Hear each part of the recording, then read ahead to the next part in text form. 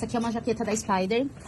Ela é uma jaqueta impermeável e os zíperes, tá vendo? Ó, todos os zíperes dela têm uma impermeabilidade. O que acontece com essas peças?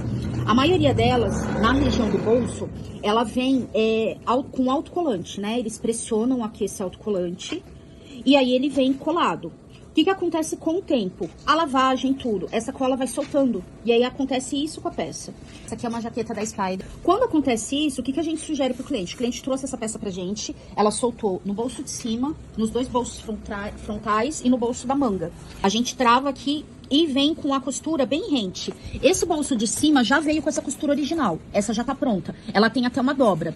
Como a gente não vai ter reserva para fazer essa dobra, a única coisa que a gente vai fazer é a costura rente. Então, a costura aqui vai ficar parecida com essa. Jaqueta finalizada.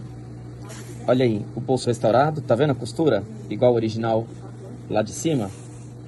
Milimétrica, com os pontos bem fechadinhos.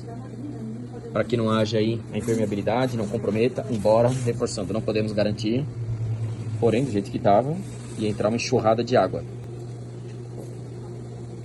Então, todos refeitos. Esse aqui era o original, tá vendo? Da jaqueta. E nessa aqui também foi só reforço dos bolsos. Ela tava levemente descosturando já. Tá bom? Esperamos que tenha gostado. Precisando ajustar as roupas de esqui? Conte conosco.